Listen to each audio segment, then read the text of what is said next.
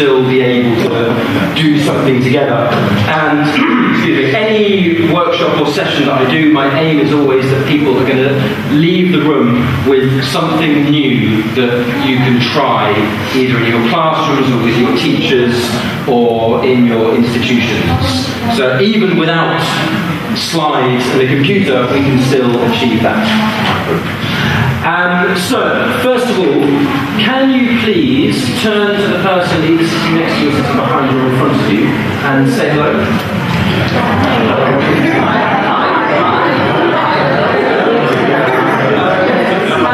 Just to start with, we're going to be looking today at positive learning environments, which is a buzzword and one of those vague terms that could mean many different things. But what I'd just like you to do to start with is to Tinder activity. Tinder writing activity. Tinder writing activity, that sounds enormous fun. Okay, how about the very back? Two gentlemen here. Fun activities, very nice. And at the very back here? Board race or activities, okay. Jeopardy game. Which game, sorry? Jeopardy. Jeopardy, oh fantastic, yeah. And Students losing track of time. Really? Why is that? Is that a good thing or a bad thing? In the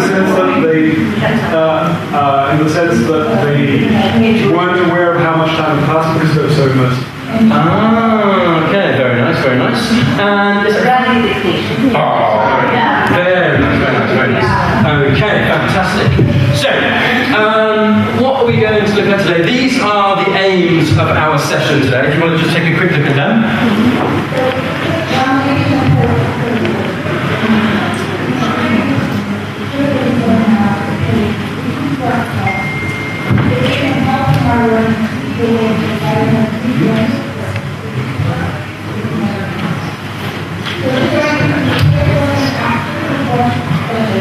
Are these the aims of the session? No, not really. There's a deliberate typo in there as well to keep your attention, which you may want to no, these are not those, and I think that we've all attended a lot of workshops and a lot of presentations in our time, and for me a really good session doesn't necessarily always show you something brand new. Very often teachers say to me, oh, we need new teaching methodologies. We don't need new teaching methodologies a lot of the time. What we need to do is to think about what we do already, which from what the examples you've already given me, we're obviously all doing, and to assess why it works and to do it more, really. So if I can just put the actual session aims on, here we go. I don't think there's any typo in there.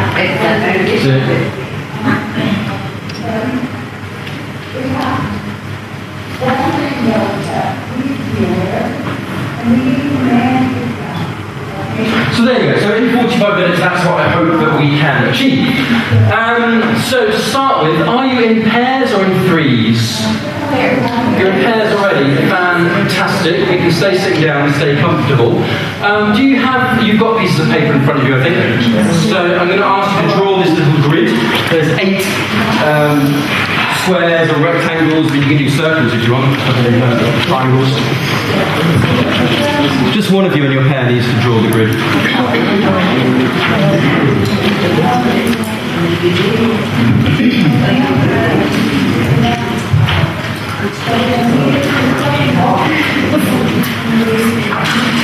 You don't need to use a ruler.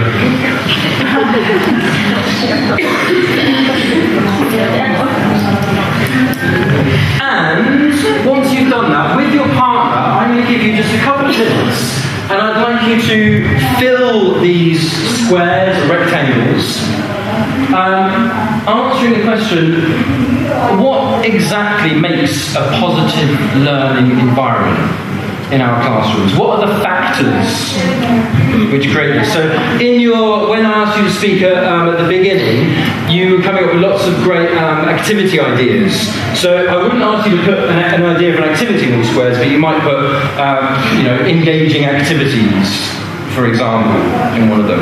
What are the other factors? Is it the size of the room? Is it the physical factors? Is it the number of students? Is it something that the teacher is doing? Is it something that the students are doing? What are the things that create a positive learning environment in our classrooms? So just for a couple of minutes.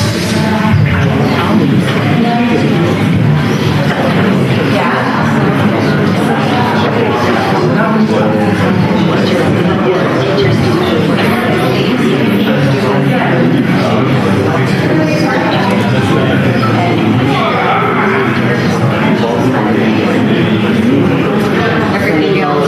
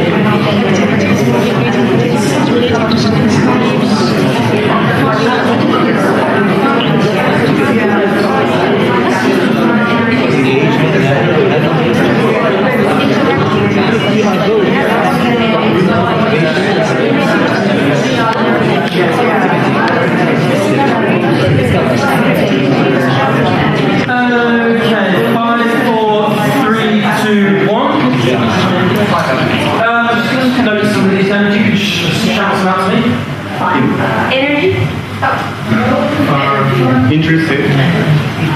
So my handwriting's really bad, but it's interesting. Oh, Discovery. Engaging.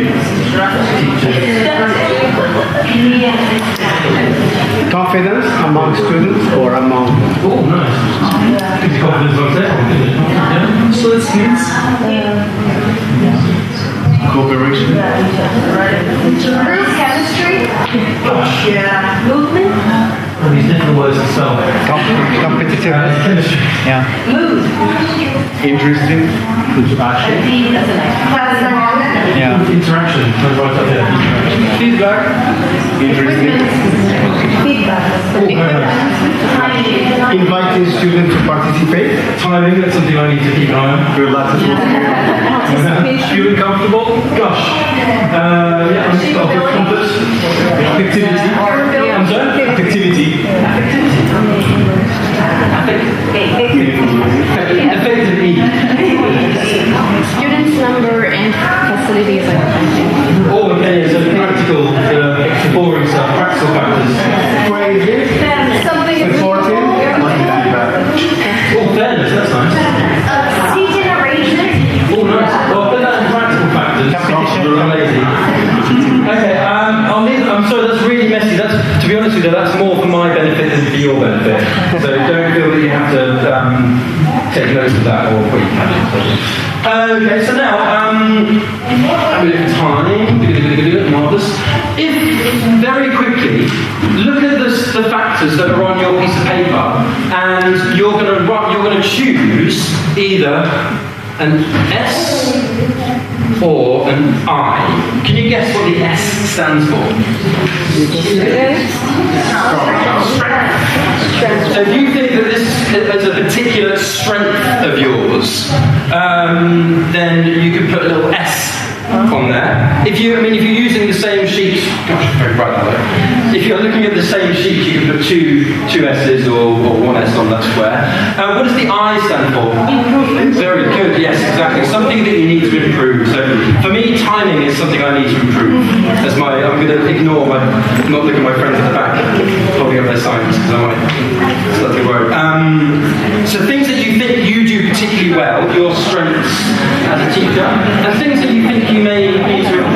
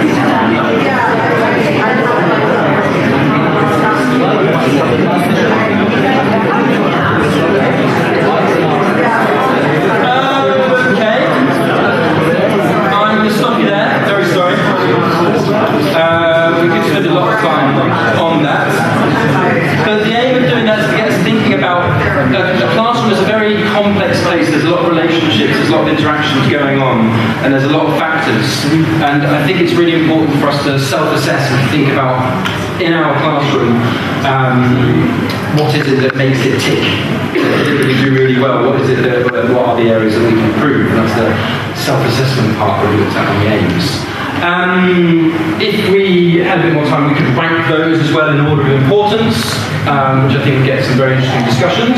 But what we're going to do is we're going to delve in a little bit deeper into these factors, and we're going to look at some of the factors in a bit more detail, and hopefully try a few activities which may, and suggest as well some activities which may contribute to improving these factors. And these factors that I've kind of picked out are these four, most of which we've seen in there.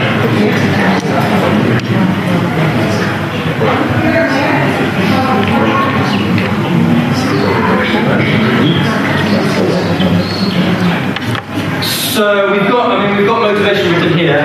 Do we have anything on our little board that aligns with rapport? Affectivity. Yeah, affective domain. Affectivity. That was in the right way. Okay. Teacher's attitude. Yes, I think possibly we've got some cooperation as well. Chemistry. Interaction. Yeah, interaction. Teacher's attitude. Gosh, yes, okay. Classroom management, does that fit in with Timing. Yeah. Fairness as well. Fairness as well, yeah. I watch a lot of classes, and one of the things I hate seeing is a teacher basically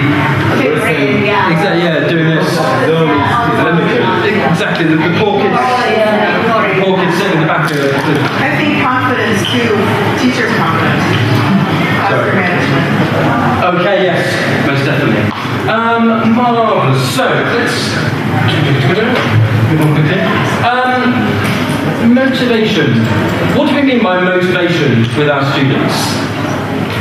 Activities that should appeal to students' interest. How do we know that the activities appeal to students' interest?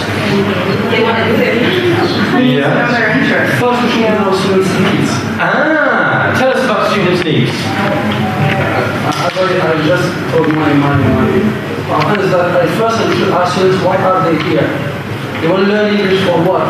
And by the way, during the first session I usually ask myself this question. And most of them, they just focus on knowing the other pressure talking about it. Brilliant. In this case, if I identify students' needs, I can keep them being motivated in what I'm doing in my life. And can I ask, can we dig deeper into that? How do you ask these questions? Survey. Survey. I asked in students' writings. I have them write an introduction to themselves and why they're studying English. And all of them say it's the international language. But that's it.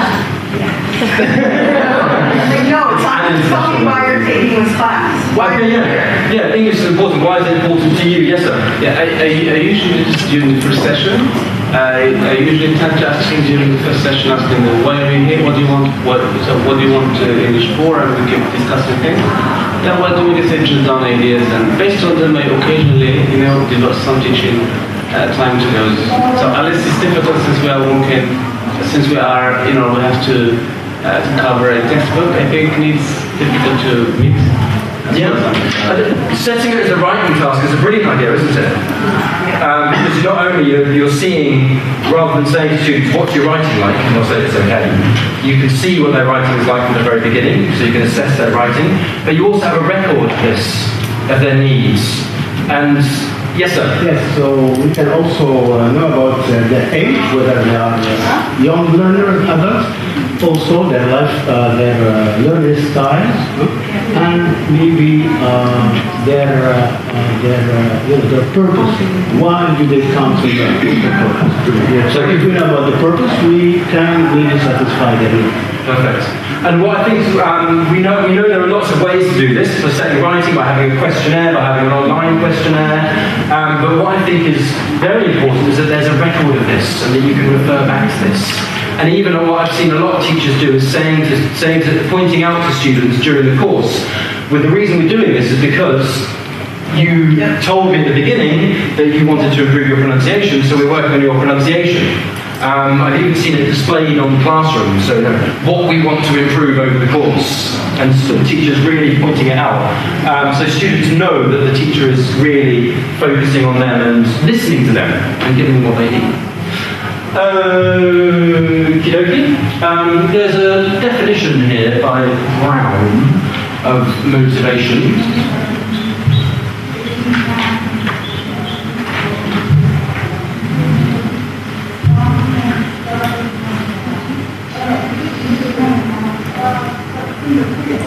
What do you think about this definition?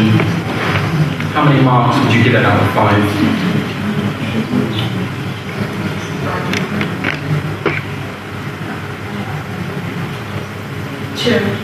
Two? Yeah. Scale review. I didn't like this definition of the word motivation. It's so complicated and it's so boring. Don't show it to students. It's very formal for motivation. No, motivation, it has to be lively, it has to be, you need to feel the vibe, the energy, not only of the extent to which you In this kind of applied linguistics definition of motivation, what are the two types that often come up? Extrinsic and intrinsic motivation. Can you briefly tell us about the difference between the two? It's possible if you can agree with me that we can reorder in terms of relevance those 3 areas that I suggested. I would like to put rapport first, and then motivation. Oh, okay. Yeah, we can do that. Based on that, they weren't in order of perhaps based on that we can conclude that the teacher has a role in inspiring and motivating the learner. And here we can talk about the external aspect of motivation, which can come out of giving a reward, praising students, and a lot of techniques that can be key. Okay. Yeah, those 4 areas were basically because we can't concentrate on everything, and they're not in order of importance at all. So they just happen to be in that order. I could have been in alphabetical order. But very quickly, so briefly, you can tell us about those 2 types of motivation which often come up, in extrinsic and intrinsic. Yeah, well, intrinsic, there are some students who are by nature coming from that home to school, they are already ready to learn. And they have a kind of potential, a kind of energy which is inward in them, and they don't need to anyone, whether the physical or the social context, to push them to whether the school, the teacher, the administration. And this category of teachers mostly are they are concrete students, the ones who, for example, they take the option of study heads. While the extrinsic students, they are students who need to be praised, who need to get rewards, and who need to be pushed to the process, to engage and integrate in the process of learning. And this category of students, most of the time, depend either on their fathers. For example, if you do well in the next exam, I will buy you a scooter, for example. So he or she is going to make a lot of effort and a lot of energy so that to reach that goal that you set it's a goal. Or it's a student who is expecting the teacher to reward him or her at the end of the session. For example, there are a lot of teachers, they can give, material rewards, like chocolate, like books, like, stickers, things like medals, Or there are some teachers who use, symbolic rewards, like, well done, congratulations, it's a great job. So the students feel recognized within the concept of the classroom when being pronounced. I can tell you an example. Just last week, we were, me and Madame Antaki, in a monograph defense, and one of the teachers, not his teachers by the way, he suggested a project which he called the Student of the Month. And then in every month, the student is named as the Student of the Month, and the teacher, in terms of, by term of motivation, he gives him or her a certificate of recognition. And that his name is being passed on the wall. Mr. X, this month, October, is Jennifer, whatever. And so, of course, it has to do with the engagement, the participation, and then the homework and a lot. That's lovely. That's lovely. And yeah, you can have that, and I've seen that a few times where they've got all the students of the whole year who have been the student of the month and why they were student of the month, for example. When you talk about displaying things as well, depending on your classroom, you may be able to display things permanently on your classroom wall. Some teachers have posters which they stick things on and roll up, and take off at the end and roll up and then bring back with them. Or some teachers have these displays on their computer and projected on the screen. So even for teachers who are not always in the same room or can't stick things on the wall, there are ways to do this. But I think for me, I can add the word environment for motivation. We cannot speak just about internal and external, extrinsic, but we can also speak about the environment where the learner is. So if this learner comes with motivation, but the environment where he is has a lot of problems, he's not going to satisfy his needs. So the environment is also a key here in this. It's essentially, you can be really motivated, and if you're going into a classroom where the environment is not suitable, so you'll be disappointed. Exactly, you're going to lose that motivation. For me, one of the most important things is in motivation is those initial needs, recording as well the initial student needs, referring to them, pointing out to students throughout the course why you're doing what you're doing. And a great motivation which comes at the end of the course.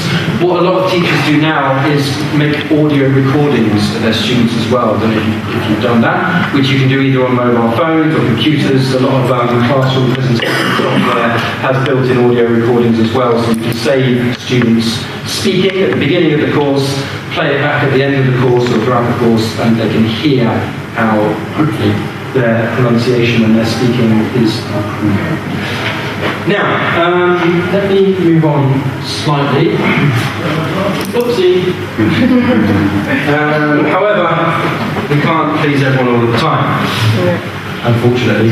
And again, this, as a lot of you have said about the needs of students, this is why it's so important to know why the students are in the classroom, what they're doing there, what they want to be doing. We can't motivate them if we don't know what they're there for.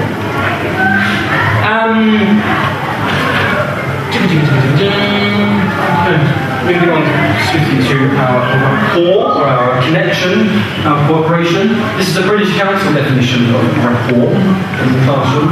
Unfortunately, there are some missing words.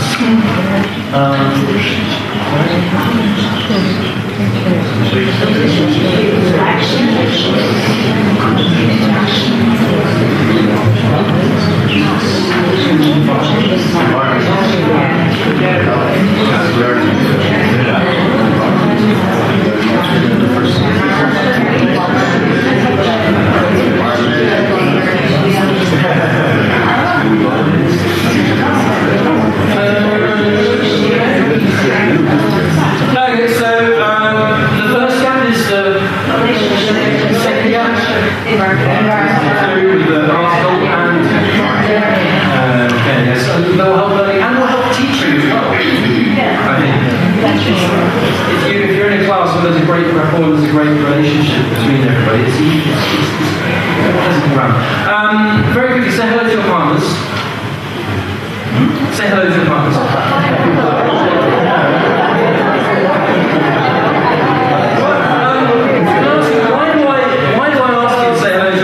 Seems very childish and silly. No, you've broken the ice already. No, it's so that I can see if there's anybody sitting on their own who doesn't have a partner. It's purely practical. So, if you don't, I think that everyone's okay though. Very quickly, the key thing is that teachers try to build good rapport with the learners. Easier said than done. How can we do this? How can we try to build this rapport? Have a think together, just for 30 seconds.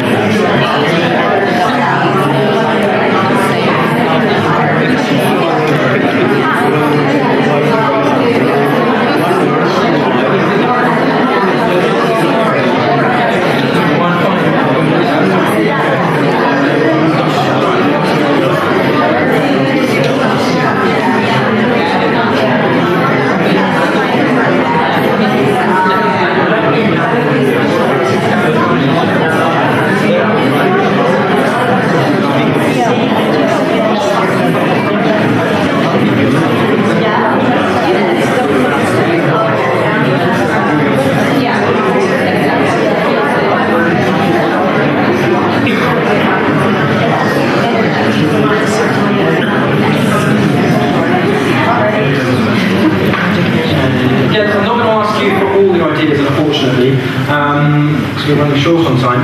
But again, if you can think of some key words, give me a key word that came up in your discussion.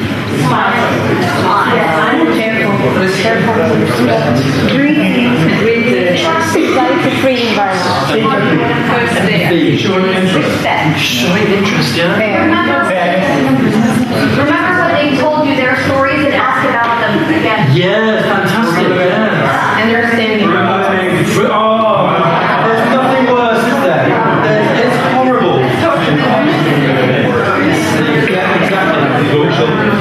Anxiety-free environment. I think it's quite simple, isn't it? It's building that trust, and how do you build that trust? You do what you say you're going to do. My golden rule in life in general is under-promise and over-deliver. There's nothing worse than, yes, I'll do that for you. Knowing their names, it's so simple, but it's so important. There's no excuse for not knowing people's names. You can have name tags on the table. A fantastic exercise. Yes, sir. I still remember one of my colleagues used to just to name students, not saying their name, just saying, okay, you, and the supervisor was there, and by the end, the supervisor said that when you keep saying you, we don't have this kind of rapport with your students. But when, for my case, in the first session, I tried to remember most of the names of the students, and they were happy, asking, how can you remember our names? And I said, because I like what I'm doing. I like my job. I like my students. I'm rubbish at remembering names. The students think I have an amazing memory. I don't just make a massive effort to try and remember their names. And this really interesting point that someone made, fairness. There's a it's not really an activity, it's more of a, I don't know what the term for it is. No, not even that. If, let's say that you four here are a group, what's your names? Amina. Amina, so Amina's here. Yamna. Yamna?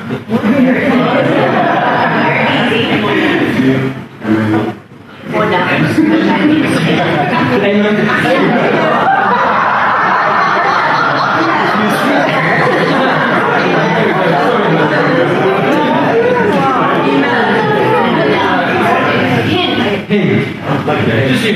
Have I spelled your names correctly? Yeah. I'm sorry, Iman, I thought I heard Ayman, I'm not quite sure why. Now, what we can actually do as a teacher, or I can maybe nominate another member of the group to do this, is in a discussion activity, and what's your name, sir? What? The lady here in the front? Kim. What I'm going to ask Kim to do is these four are going to be doing a discussion activity, whatever the task is, and Kim is going to have this on a piece of paper, and she is literally going to draw the conversation. So me is going to start talking, she's going to ask Yamna a question, Hind is going to interrupt, and now Yamna is going to interrupt again, and Hind's going to interrupt again. Then Hind's going to ask Amina a question, he's going to throw it back to Yamna. Yamna's going to reply, and then Amina's going to ask him. Hind's then going to reply to Yamna. What's happening here? Where's that link?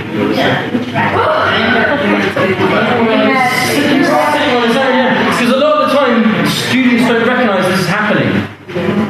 Whether it's in the whole class or whether it's in a group. And that's a very effective way I saw one teacher do, of point this out to students. So then this group knows that they're basically not involving him at all. And they need to be asking him a lot more questions as well.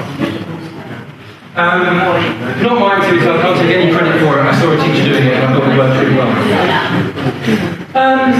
Yeah, so for a report, I don't think there's any, there's no new whiz-bang methodology that's going to do that. It's just the simple things that teachers often forget because they're too busy planning lessons and trying to stop students from eating each other and hitting each other and various things. But would you like to give it a try and you like to be a customer? Would you like to try it? No, not at all. No. I want you to be involved. I want you to be. Save my hand. I don't want to do that. You've got lots of energy to use up. Now we're running very short on time, which is my fault. So just to finish off very quickly, can you again with your partner say hello one more time? Now, as you'll notice here, there are some STEM sentences which I want you to complete. However, the reason I put for example at the end of all of them is what people always do. I have clear rules and procedures. Yes. Next. I encourage listeners to notice my students' positive cooperative behaviour. Yes. What I want you to do is give some examples. Think of an example from your classrooms where you have exhibited this. So I can say, I have clear rules and procedures. For example, I make a point of turning my mobile phone off at the start of class so that when a student's mobile phone rings, I feel justified in saying to them, come on, you should turn it off. I make sure young students have gone to the toilet before the start of the class, so they don't have to go to the toilet in the middle of the class, for example. So, very quickly, if you can share this with your partners, some examples of how you exhibit this.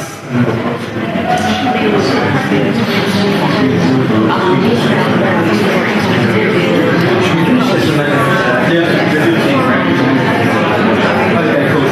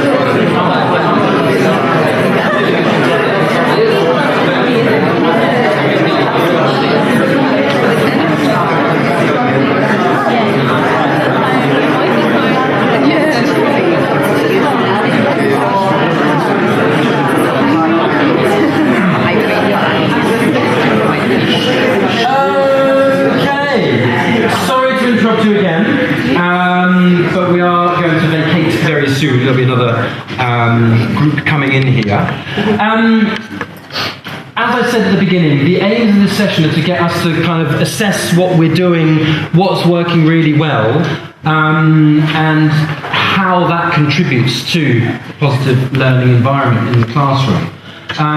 For me, I think that thinking and sharing of these examples of what we're doing in the classroom is one of the biggest benefits of a conference like this. We don't always get opportunities to share our ideas and to share what we do in the classroom with colleagues. And for me, that's the most valuable part of you being here at the conference. We didn't touch on all of the areas that you identified at the beginning, but I think that we've had some very interesting discussions and very interesting points that have come up. Thank you very much for your participation, and I apologise for not letting you just sit in your chairs and listen to me waffle on for 45 minutes. But thank you very much. Please enjoy the rest of the conference and continue to share your ideas and to discuss these with your colleagues. And thank you very much.